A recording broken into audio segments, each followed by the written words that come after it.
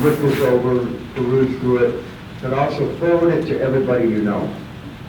This is one of the best public relations pieces I think I've ever been around and working on, and I had very little to do with it. Kathy Arnold and Dr. Poulton spearheaded this event, and what a gem it was. So enjoy the opportunity. I also have some extras. These are a couple programs, and then also a pamphlet on the women in mining. And Avi Buckles from Westland Resources did all the historical review. What a phenomenal job he did. And so I have some of these extras. They're take them at your leisure. I'll have them up front after the meeting. Come on up and help yourself. Well, it's June, and summertime always seems to bring us a little bit of a transition.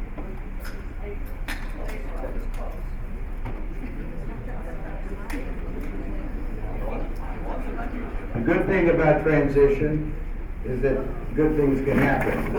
The sad part about it is a little bittersweet because we're going to be losing a great ally and friend to our mining industry here in southern Arizona. She may not be forgotten, but she won't be available to stop by your local retailer to visit with you. So I just want to take a couple of minutes and run this video. And let's see if I can do this without messing it up.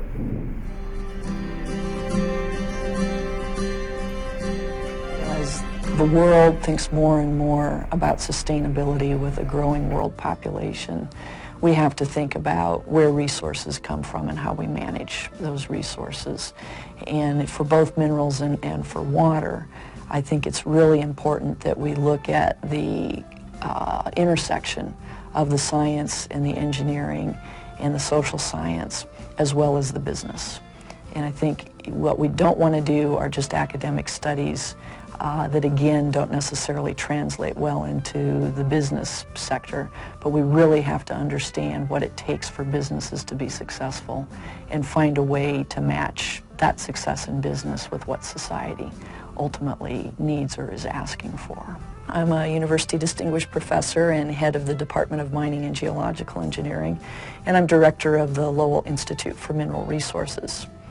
We started the Institute in 2009 with funding from Science Foundation Arizona and 15 industry partners.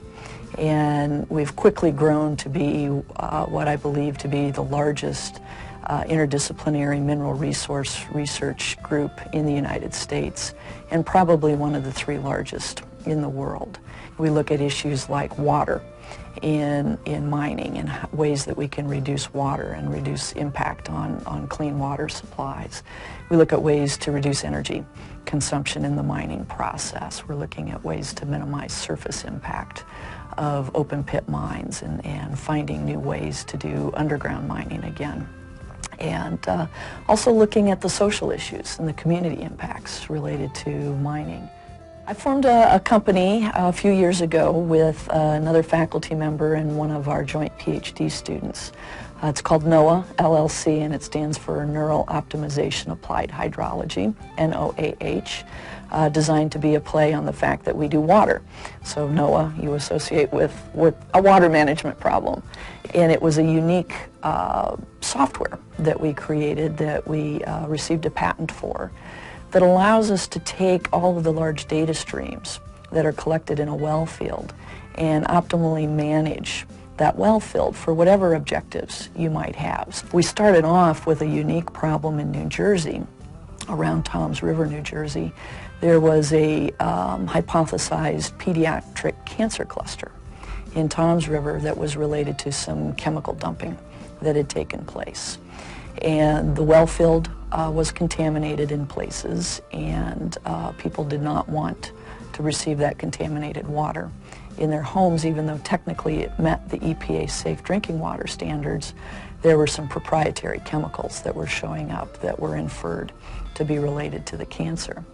And the issue there was how do you manage the pumping of that well field so that you don't draw that contaminant plume into your clean water wells, but yet you can supply fresh water to the customers in the area. And so we applied this technology for the first time to that case. And it worked. So we started looking around the country at people that had groundwater management supply issues in their utilities. And so we did some work in Florida and up in Massachusetts and in Minnesota and most of the areas that give us different kinds of geologic conditions for the aquifers. And it worked better than other people's techniques in every case that we tried it. It's very gratifying because a lot of times a research contract ends just as you're getting to the point where it looks really interesting and you have to go on to the next research project. And with this company, we've been able to really take research to the next step and see how it's applied in a lot of different situations. The things that I am most interested in are the things where there's a direct application in society for what I'm working on. It's not a book on the shelf, it's not a paper in the library, it's something that's actually being deployed that helps businesses, it helps society. In a world where there's more people competing for these resources, be it water or minerals, you have to manage those resources very effectively. I grew up with a father who's a geographer, and so it was all about the world and how interesting the world is. And in my line of work, it is global. It doesn't matter whether I'm in parts of China that have never seen an American before, or going to Mongolia, or working in the Middle East or Africa or South America. It's really about all these different cultures that inhabit this planet and how rich those cultures and societies are and what we have in common and what's different and how natural resources and water intersect all of these different cultures.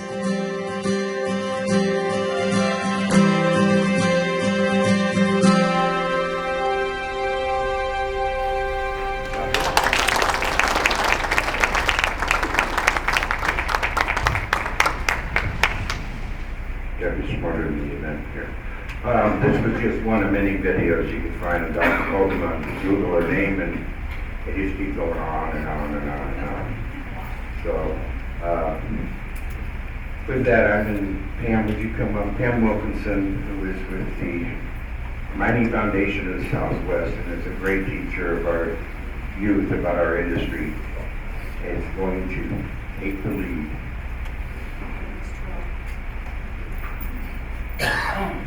So good morning. Well, I'm here. I was asked to speak a few words about my boss.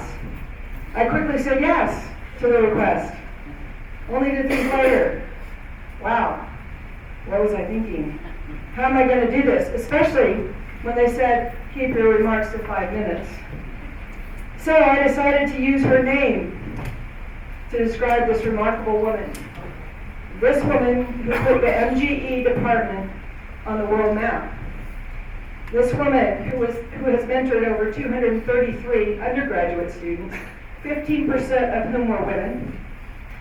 This woman who's worked with 79 graduate students, 20% of whom are women. During her short, very short tenure at the U of A. And how many others were influenced by her presence while she attended the school as a student. So here we go. This is my attempt to honor this lady who went from being my boss to becoming a person I consider a true friend. So we start with M. Mary, the mining marvel. Magical. Matriarch of the MGE. The first woman to head an engineering department in the College of Engineering at the U of A. Against all odds, she turned this department into a world-renowned department, fulfilled her vision of creating an interdisciplinary organization that has projects in the colleges of engineering, College of Science, Law, and Public Health. She is the one leading the way to help the rest of the university community understand the importance of mining. That's down.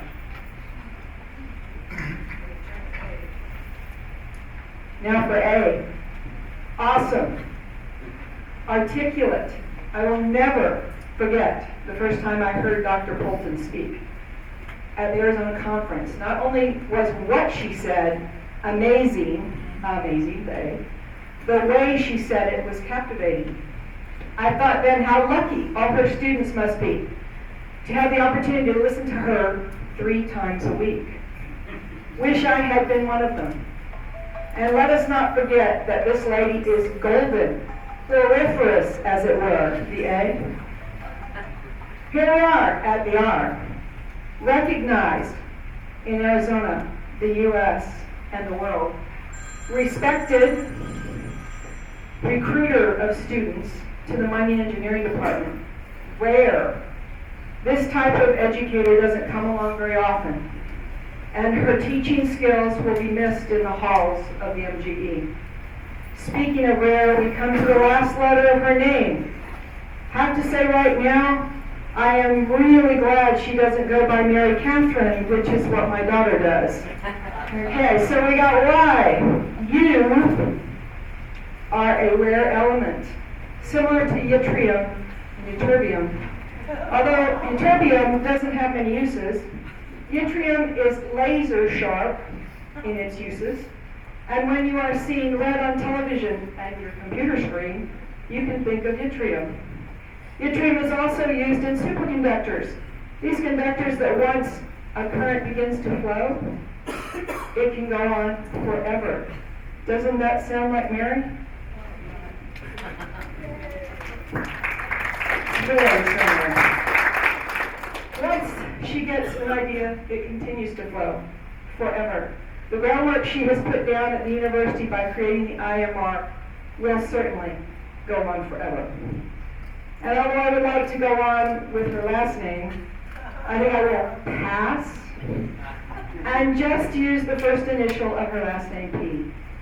It is going to be very hard to say goodbye to this amazing professor. I wish her the best of luck in her new position, and want her to remember that Pam is looking forward to possibly seeing her more in the future than I did while working for her. Thank you, Mary, for all you do. We are all beholden to what you've done.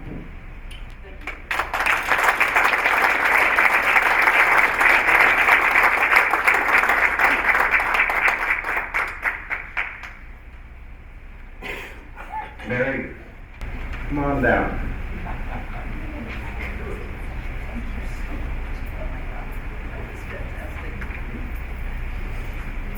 Your work is well recognized, but your person is cherished. Thank you. God bless you. Thank you so much. With that, we have some people that would like you to say thank you. I'm going to start with the United States Senate's office.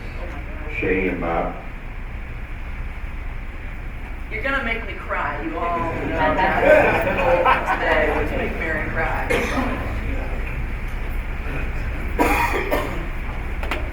not our intent to make you cry.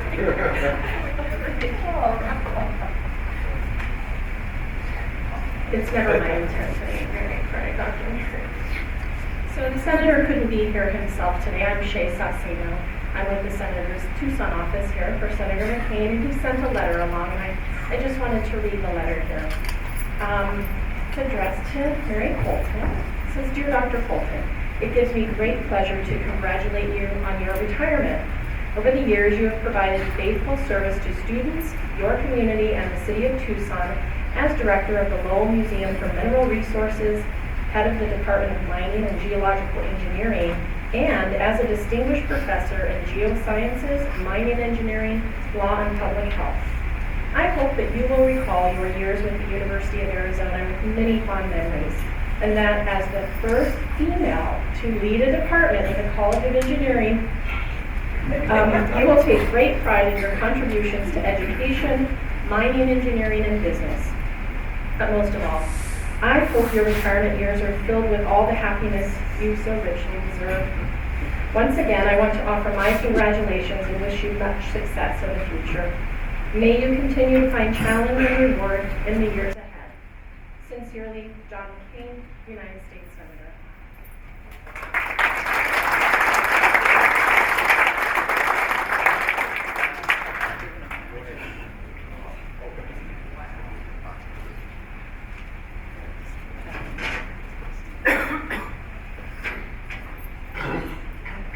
I'm Bob Baker with Senator Flake's office. The senator couldn't be here, so in his stead, I'll read a letter to Dr. Poulton.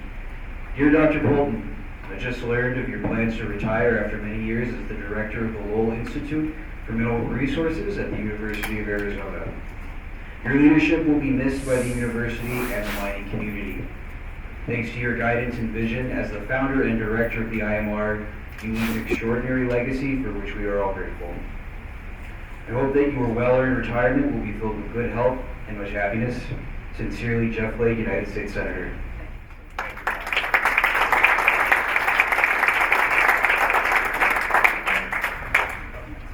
We're done.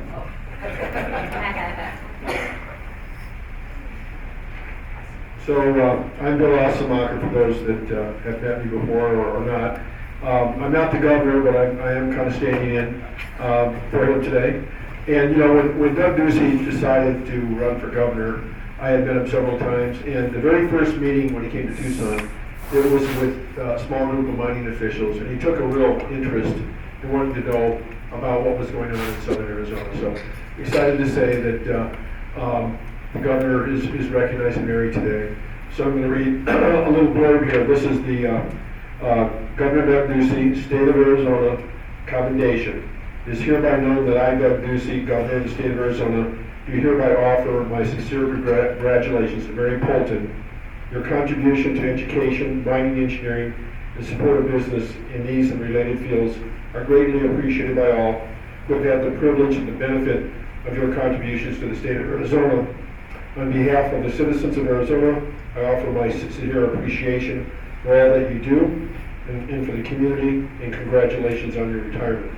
Best wishes for success in all the future endeavors. Signed by Doug Ducey, Governor. You know, what's important is not just a piece of paper, but the fact that Mary has been recognized by not only people at state level, but local citizens. And Mary, I just want to thank you personally for the fact that being a U of A grad and having been involved in trying to support U of A activities, you're such a credit to the university. And even though I know maybe you're moving out of state, we really want you to consider Tucson your home.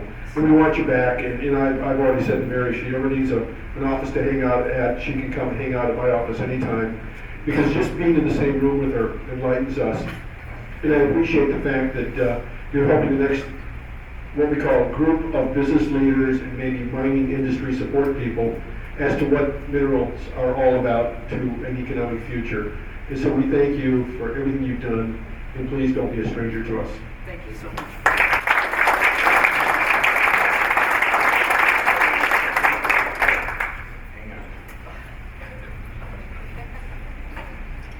Representative Leach.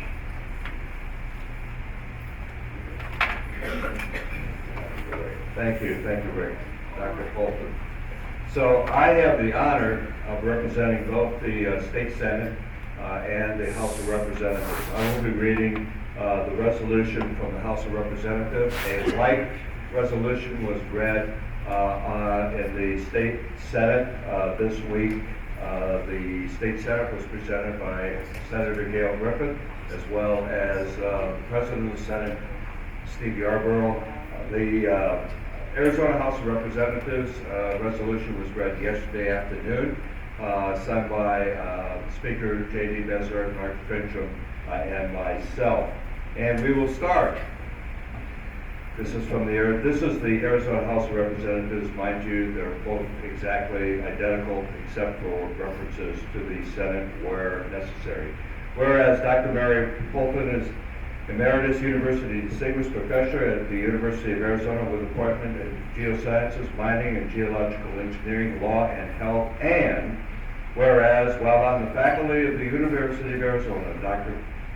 Poulton co-founded 4 startup companies, and whereas Dr. Poulton was the first woman to lead an engineering department in the state of Arizona, serving from 2000 to 2014 as head of the Department of Mining, Geological Engineering, and whereas Dr. Poulton co-founded and directed the Lowell Institute of Mineral Resources, the largest mineral research and education center in the United States, This institute played a key role in creating and leading the Western Mining Safety and Health Training Resource Center, the Mining Law Program, and the Center for the Environmentally Sustainable Mining. And whereas Dr. Poulton created the Latin America Natural Resources Academy with the United States Department of Support to promote student exchange in the mineral resources, and is a founding member of the Pan American Hub of Compatible Mining. And whereas Dr. Poulton has authored more than 90 publications and a book of one of the networks of geophysical data analysis, and whereas Dr. Poulton is a distinguished member and serves on the board of directors for the Society of Mining, Metallurgy, and Exploration, and whereas Dr. Poulton serves as an inspiration and a role model for students, a respected expert to industry leaders and professionals, and a trusted advisor to the government officials. Her depth of knowledge, breadth of experience, and enormous realm of influence is unparalleled. Therefore, be it proclaimed by the House of Representatives of the state of Arizona and the state Senate of Arizona that the members of the House and the Senate hereby acknowledge the accomplishments of Dr. Mary Poulton and express sincere appreciation for all of her contributions that have served to enhance the quality of modern living and the advance of the cause of learning and mining. Signed yesterday. Thank you very much for all you do.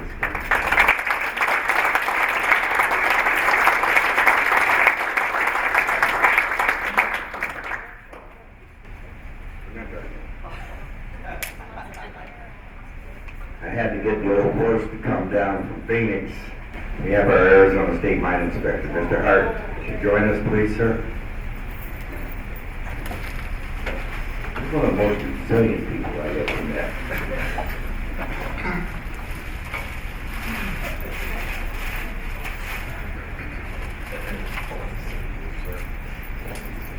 Now you're going to make me cry. When I first got elected as state mine inspector, I got a call immediately from Dr. Poulton. She offered all the help. She said, anything you need, just please call. We're here to help you. And she just was extremely gracious in everything. Every offer she's ever made, and she not went back to that. She piled it up. And I mean, anytime you need anything done, this lady is the one to do. It's a bittersweet, sweet moment. I wish you the best, but I wish you'd stay here. We've grown to love this woman. Everybody in my office loves her.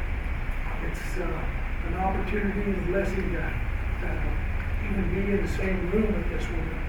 She is a very gracious person. She tries to be humble, but she can't help it. It just oozes from every corner of her body. She is just a great, great lady. I brought you a little something. It's a certificate of excellence, Dr. Mary Poulton, PhD. Distinguished Professor of Health and Mining and Geological Engineering. In recognition of 35 years of commitment and dedication to the mining industry. That is so sweet. Thank you so much, George.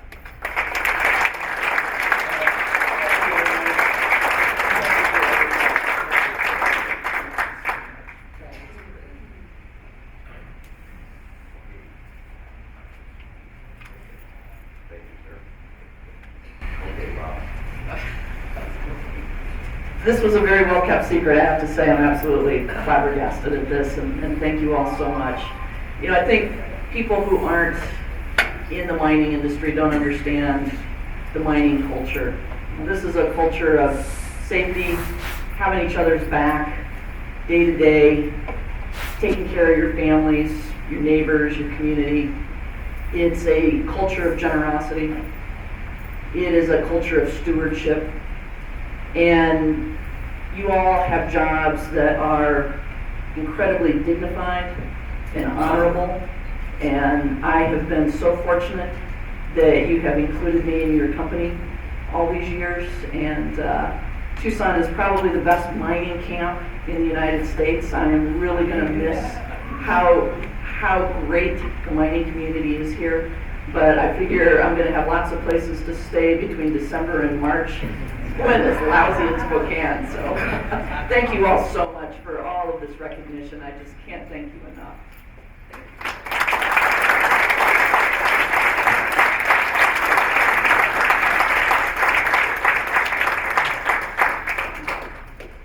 There's a lot of people that wanted to be here and scheduling and everything else. We could fill up 2 of these rooms.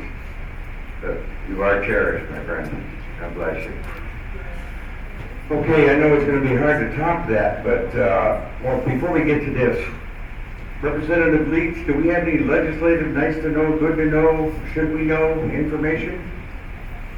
Just pray. We're in budget. Pray we get out of there soon. That's it. All right, speaking of budget, Mr. Conway. Oh.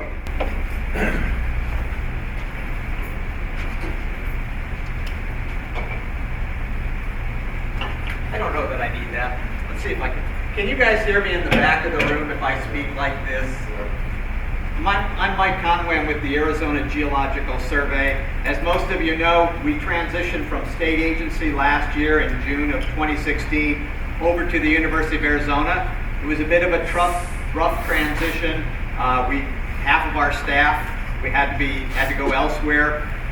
We lost a lot of space, we lost our library, but we're growing at the University of Arizona. We're seeking out new grants. We're working with Mary Poulton and her colleagues at the Geosciences Department and Geological Engineering, and we really are making some inroads there and doing some great things for the state of Arizona. We have 2 bills right now standing before the legislature. SB 1184 would provide us with our state allocation again. Last year, our budget was zeroed out, and the university stepped up and provided us with the budget for last year. This year, we're looking to get our state allocation back in place, about $941,000. If we do that, we're in very good shape going forward. That's a true going allocation. We'll be seeing it every year. We'll be able to do the same things we've been doing for the state of Arizona since 1887. We really hope that's going to work out. The second bill before the House and Senate right now is the museum bill, SB 1415. That's rolling along nicely. That puts the old Arizona Mining and Mineral Museum in the hands of the University of Arizona, provides them with the museum itself and with some funding to operate and maintain that building. It's sailing through. We don't see any problems with that bill going forward. So in several months, I suspect that the University of Arizona will have to sit down with us and with others and say, okay, how do we build out a mining and mineral natural resource museum at the old Masonic Temple up in Phoenix? That's all looking very good. We're ramping up. We're hiring some new people. We're bringing in somebody to do geoinformatics. If we get our funding from the state, we're going to be looking to bring in a new economic geologist to help us, and that's going to be a very important step for us. So we're moving forward and we're growing at the University of Arizona. We get our state funding, we're sailing along nicely. Thank you.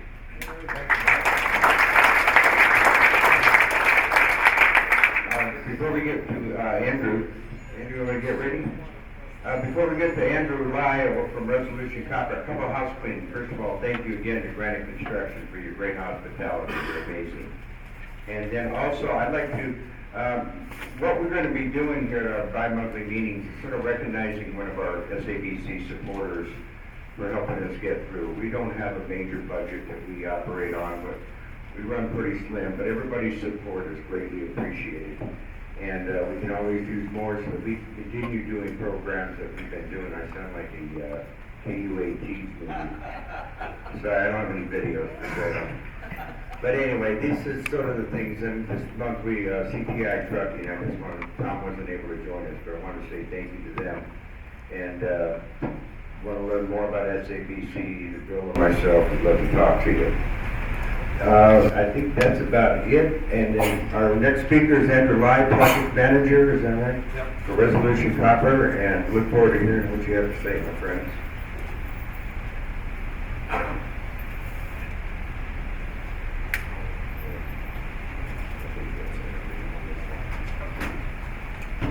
Hopefully the technology works for us.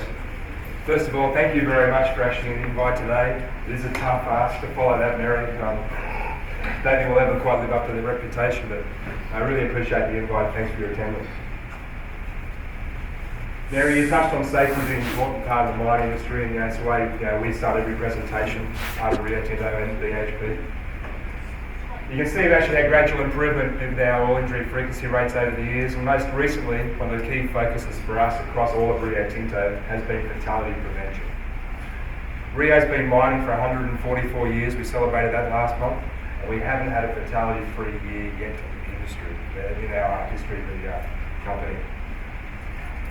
We're seeing the results of that really embedded in 2016 a resolution. This year we're going without injury. It's real positive.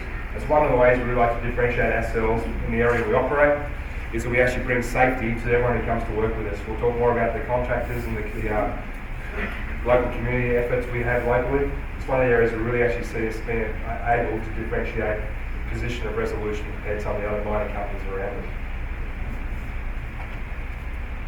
My wife loves Coldplay.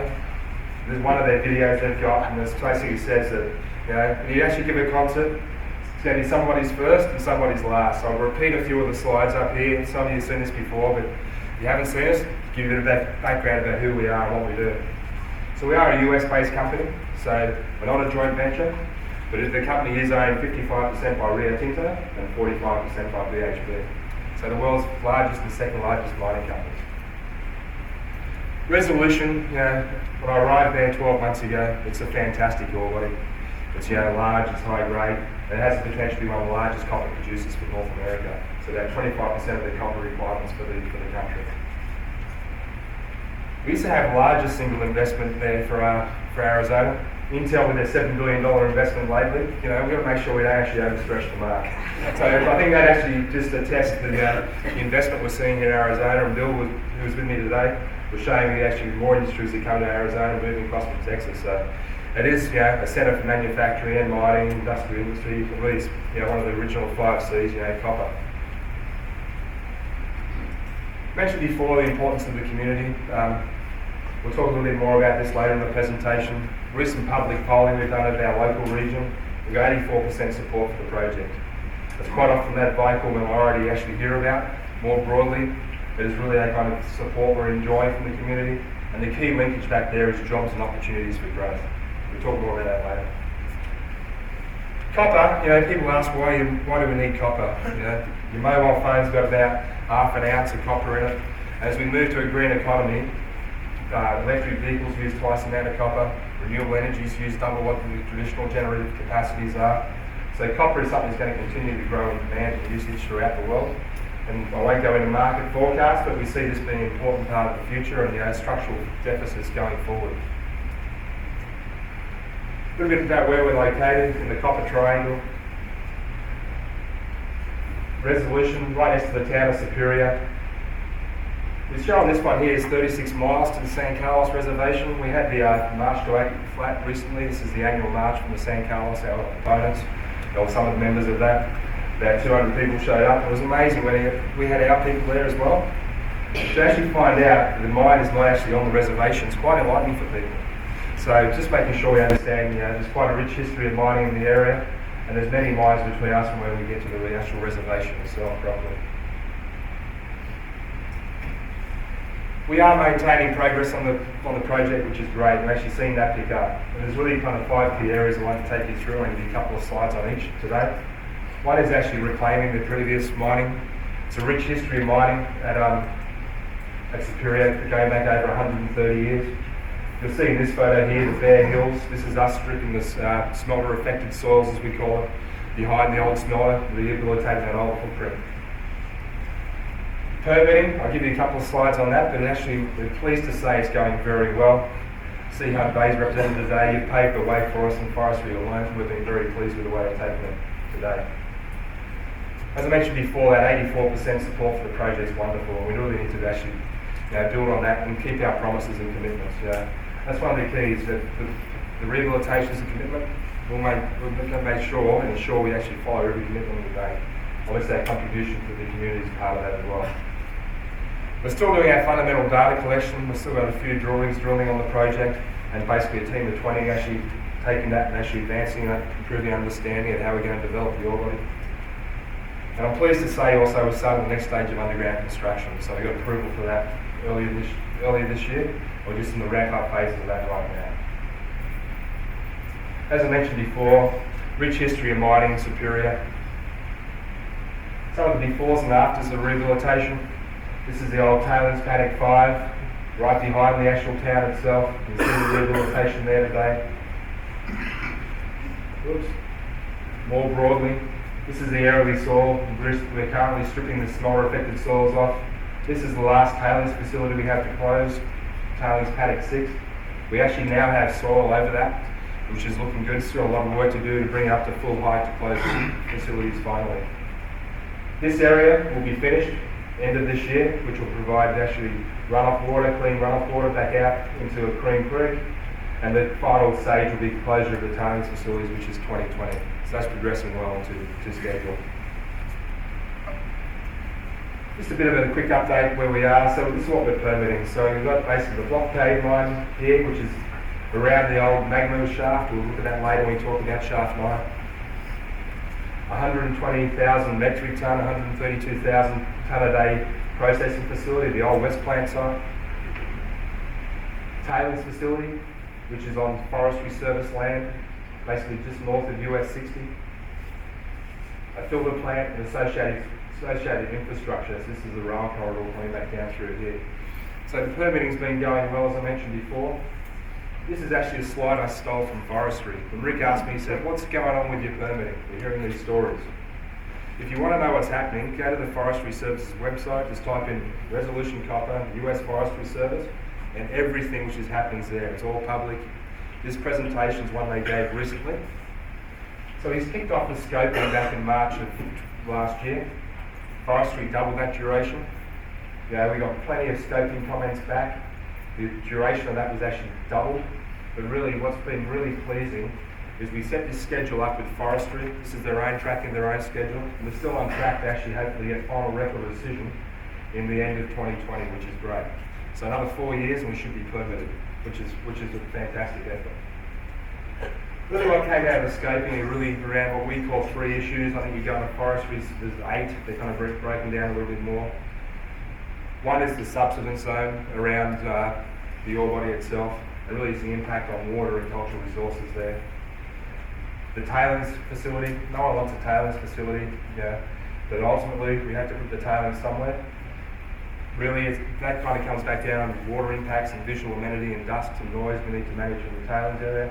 And more broadly, water. So how do we actually conserve water and actually make it important, and preserve that for the greater Phoenix Basin? So they're kind of key 3 areas, and right now we're going through what we call the alternatives analysis. So all this, we've got about 130,000 responses from the public through the scoping period. We're prepared for 1 million individual letters. There's about 20,000 individual letters through there. A lot of these were form letters, so some of like the order CBD. Click on a link online and sends an automated letter. But we're really pleased with that kind of minimal response, I guess is the best way to put it. The alternatives though, we'll look at all the different options that have come through. So how do we actually kind of change the subsidence zone footprint, alternates for tailings, and that's the work we're going through right now. Then we should be in a position by the end of next year to have the draft EIS out for public review. So we see it progressing really well. The Forestry Service have done a great job of actually keeping this on schedule, on track. We're really pleased with the progress today. The community piece, as I mentioned before, that 84% support, when we actually engage our local communities, the important linkage back to them is jobs. So right now, we've got 130 employees working for Resolution Copper. We've got about up to 200 contractors, excluding the shaft 9 work as well. So they're providing the drilling, the ongoing rehabilitation activities, plus things like just cleaning the facilities we actually have. Over 60 local suppliers and vendors, which is great. So leveraging that local supply content. One area we've done a lot of work is mutual beneficial agreements with the community, so with the schools, with the town of Superior around emergency services, so they're providing us fire, ambulance, police support. We don't have those on site, so we'll leverage the town's capability there. It also includes Queen Valley, which is the community closest to the tailings facility. It's actually interesting, earlier this week, we had our head of external affairs for Rio Tinto with us. Anyway, the guy from Queen Valley, Bruce Whittick, who runs the fire department there, he came and shared quite a very powerful story with us. Last week, a 47-year-old hiker near Queen Valley collapsed. They responded, no heartbeat, but with the training they received through our support mutual aid agreement with them, and the AED, they're actually able to revive him and actually take him forward. He still lives today. So I think this is the kind of thing where we talk about the mutual agreement benefits. It works in everyone's favour. It provides us the support if ever we need it, if we have an issue. It also provides that support back to the community, which is critical. And obviously, I mentioned before, the jobs is the key linkage factor there. I've got to confess, I'm a geologist, so my only qualification is colouring in.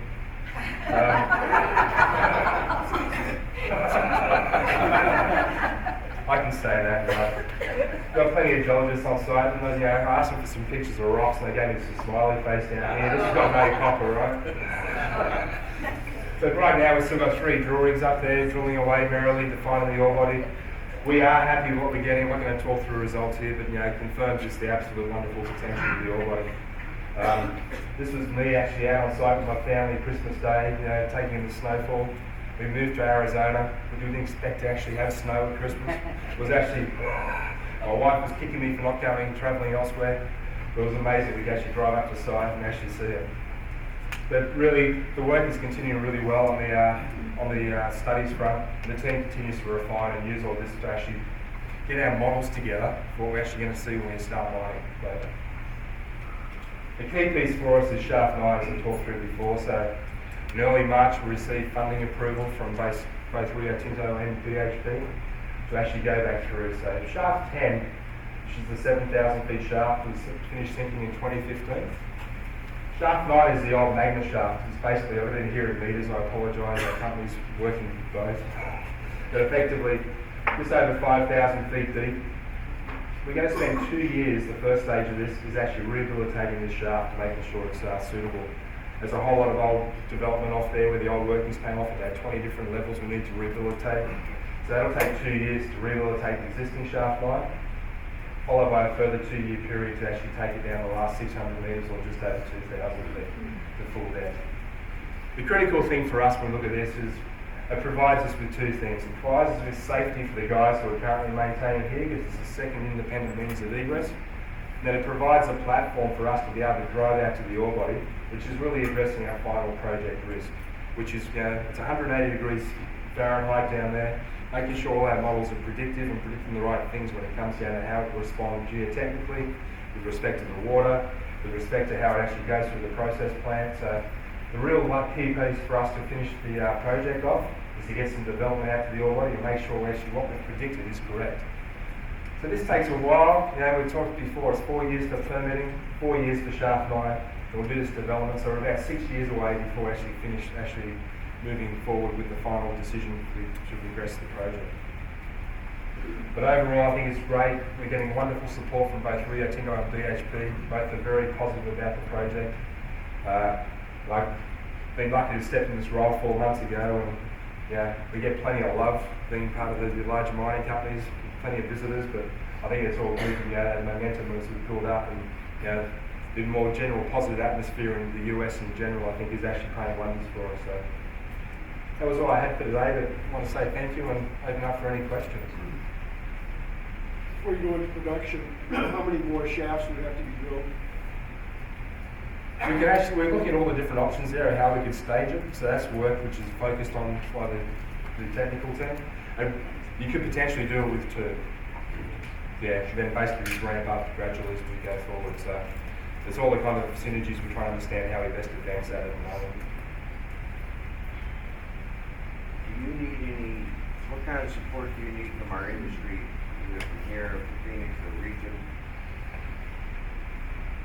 What can we do to, I think, especially as you get into the EIS and the draft and all this stuff? We'll keep you informed of what's happening with the forestry. There's opportunities there to actually provide feedback. I must admit, when we had these alternate analysis, which was focused on tailings back in, earlier this month, Bill, they are strongly represented by our opposition. But I don't care if it's the opposition or our own employees, to be honest with you. If we actually find out what the concerns are, we can actually modify our designs to accommodate. We really want to make sure we actually make the most of it. So we'll provide those linkages. Forestry will open up some of these forums, and I think providing your input and words into that is probably the most constructive way of providing this benefit at present. Now, you're running a railroad, from Superior. Superior to Queen, was it Queen? It goes down to Florence Junction. So it's about a 30-mile. Yeah, so, and that will be used to haul away your concentrate or your, Yeah, so the concentrate will go back from basically the existing Marco Railwood through here. At the moment, there is a filter plant, which is the site being permitted down here. The railway basically hooks down here, about there, it joins in the Florence Junction. It's obviously something the town of Superior is very passionate about, is the opportunities that opens up for other business and actually freight opportunities in and out of the town. So there are opportunities we're discussing right now with the town. So predominantly for us is actually export of the concentrate. Bill, is there anything you'd like to add? Just to thank you and your members for the wonderful support you've given us to the start of the EIS process. It is a big impact on the Forest Service and other key federal, state, and local stakeholders to know that we have the support of the local community, local business community. So thank you so much. We certainly will be knocking on your door in the future. One other thing, a lot of us are vendors and supporters and do stuff, and is there a procurement process? How do people sign up to be the potential vendors? The team are effectively going live with a renewed vendor portal on our website right now. I've actually been speaking to people here today who are already engaged through our projects group and looking for work on shaft and iron, so those engagements are already out there in the public. So the best way is actually book in through the portal. ResolutionCopper.com. ResolutionCopper.com. Sorry, Bill, we're off the last slide, mate. Thank you, my friend. No worries, thank you.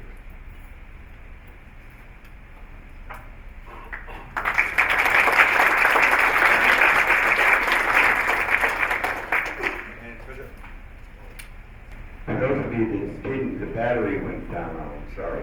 For those of you who didn't hear, procurement opportunities, go to resolution.com, and there's a new portal we're going to be opening up and allowing potential vendors. Yes, sir. Would you like to come up and update us on what you're doing? No, I just want to tell you what a great job they're doing. I went up and toured Resolution, went down the shaft.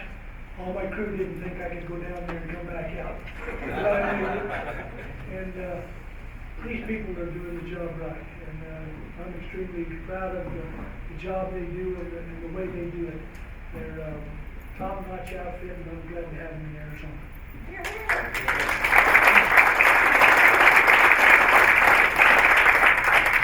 And we're fortunate because we got quite a few projects down here in southern Arizona. So, Bonnie, do you have anything for Hudbay that we need? Nice to know, good to know, who should know?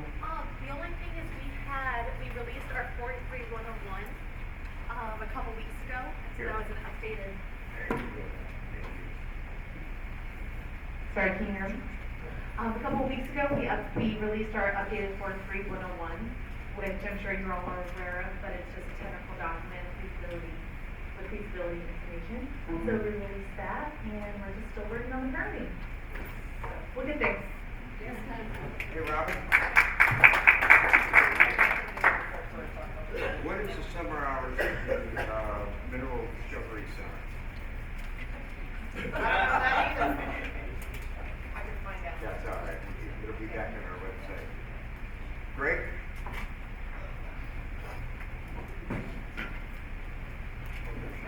Thank you, Rick. Thank you, Granite, for hosting us again, and great meal today from El Chato. I think it's the first time we've ever had our plates picked up, so it was an experience. We got our PEA out a week ago, I think, just to give you some highlights.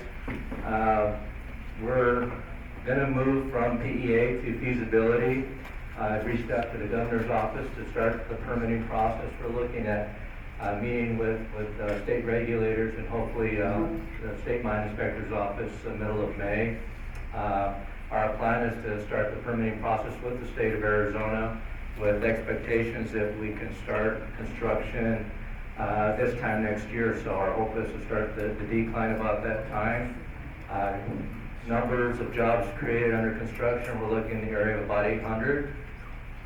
Once we get down into the ore body, which we're thinking is going to take us about 2 years to get down to that level, we're going to transition over from construction to processing, and we're probably going to have a steady state of about 500 employees at that time. So our hope is 2020-ish we'll be in production. Town of Patagonia is still fighting wherever they can. I got one council member that's being a pain in the butt, but we're doing what we can to corral them, and hopefully with the help of contractors like you in the audience, we can make a difference down in southern Arizona. Thank you.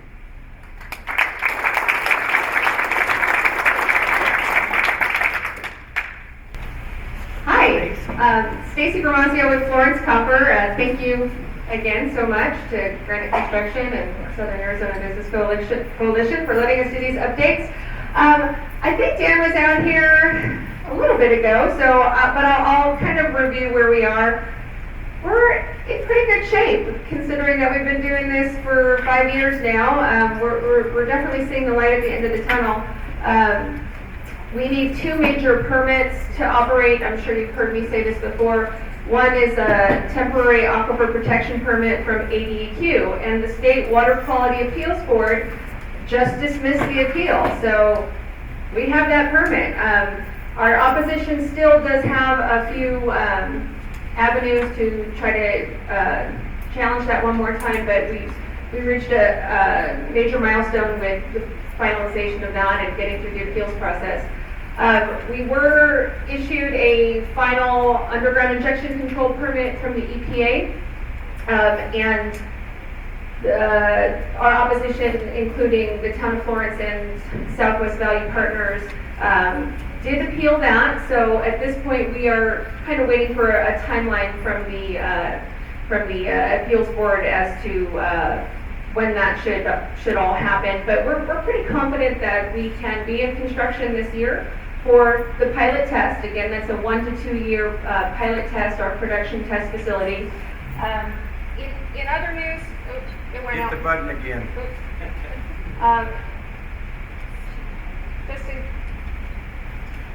Just in case any of you are on our email list, we recently did send out a timeline of some legal events. It does not affect our production test facility because that is on state land, and it's no secret the Town of Florence is trying to throw spaghetti on the wall and see what will stick.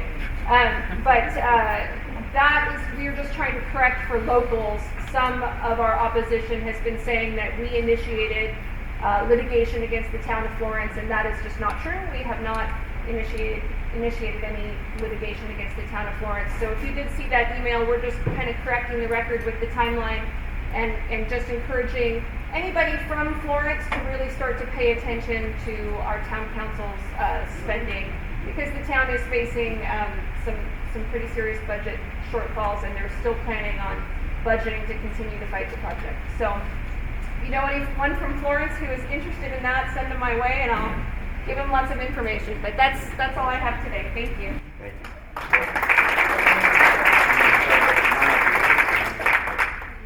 you. One thing I would like to say, I always have to clarify, this isn't your father's, grandfather's mining.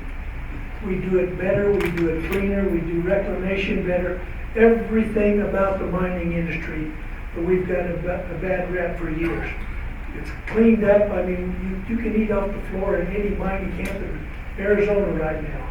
We have safety records that are just, nobody can match.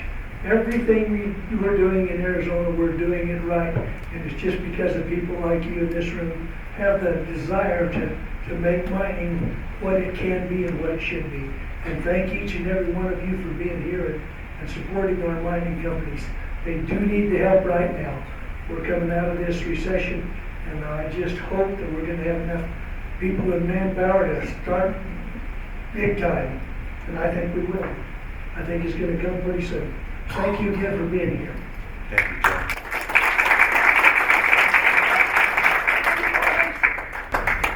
My friend, Yes. Mining Foundation of the Southwest. Yes. My name's Tom Aldrich. I'm with E3 Strategies and also just recently appointed to the board of Amigos, which I'm real proud of. This year I'm president of the Mining Foundation of the Southwest. We put our list of nominees for 2017 together. Our main inductee this year is Gary Goldberg, president, CEO of Newmont Mining Company. Medal of Merit, our good friend, a Tucson original, John Lacey, the Deacon Senior Law Firm, the University of Arizona. We're real happy about that. Medal of Merit under 40, Kevin Robinson. Kevin, raise your hand. All right. Industry Partnership Award, SRK Consulting. And Mining Pass, we have Frank Murphy, Henry Lisinski, Kathy Whitman, and we're working on one other, which I can't quite announce yet, but we're getting there. So, well, this, once again, the banquet in early December, we're really looking forward to it. We had just a fantastic crowd last year. We hope so next year. Thanks.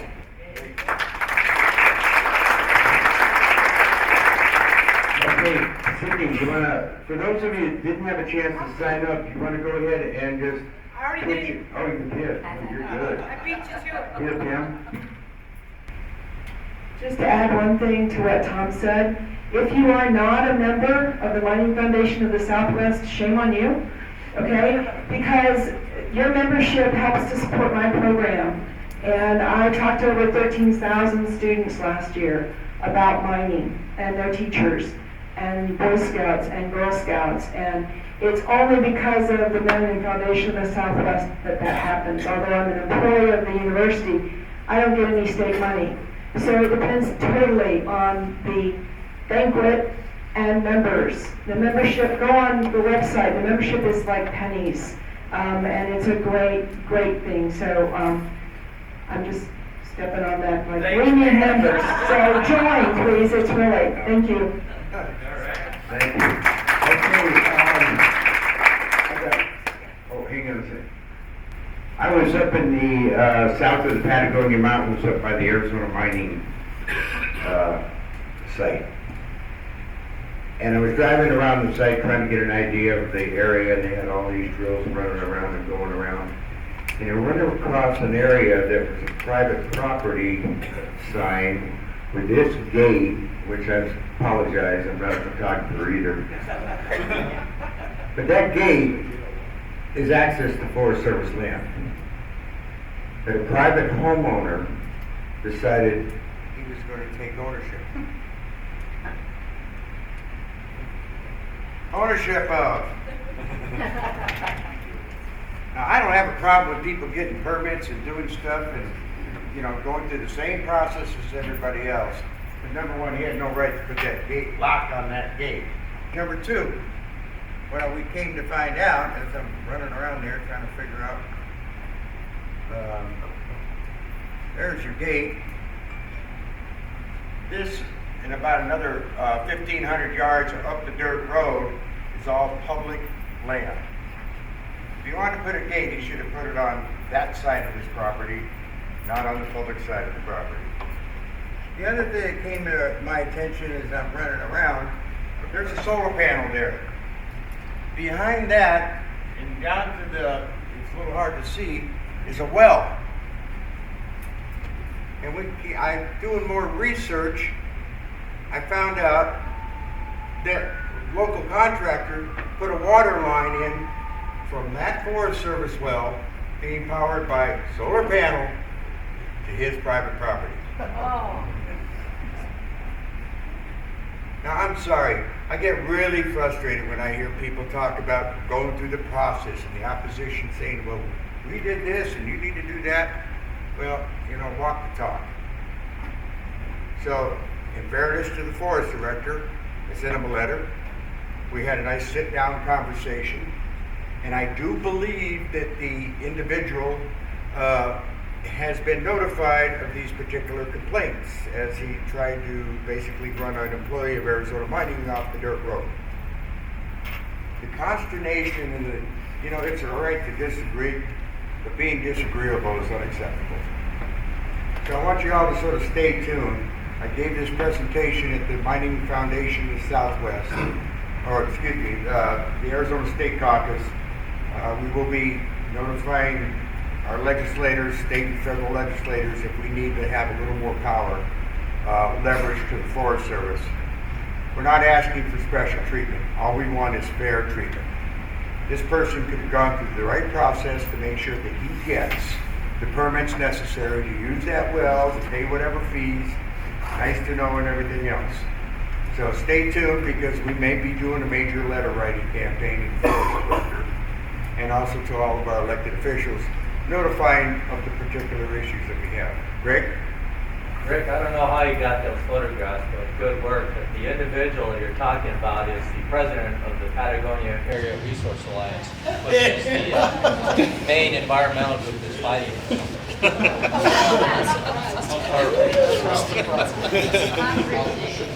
So stay tuned. You heard it first here at AEC. Good job. And you know, it's funny because at the mining appreciation, I'm going to digress, but you wouldn't let me tell a joke.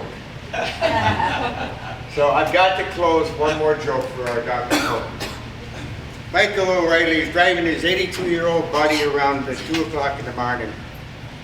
The officer pulls him over and he says, "Sir," he says, "what are you doing at these wee hours of the morning?" He says, "Well, I'm going to a lecture." A lecture. He says, "I'm going to a lecture on too much drinking, too much smoking, and too much staying out at late at night." The officer says, "Sir, who in their right mind would be giving a lecture like that?" He looks very sheepishly. "Your wife." And with that, the meeting goes up there. Yeah. We did not do our introductions at the beginning. It's unusual. We want to do our introductions at the end. I guess we're just rewarding people that stayed to the bitter end. But everyone comes to get to know one another, to network, to see who's here, and know other people in the industry. So I do not want to neglect to let everybody from the back row on up make a quick introduction of themselves. And I believe Anna Henderson has a quick announcement if she's still here when we get to her. So take it away, back row.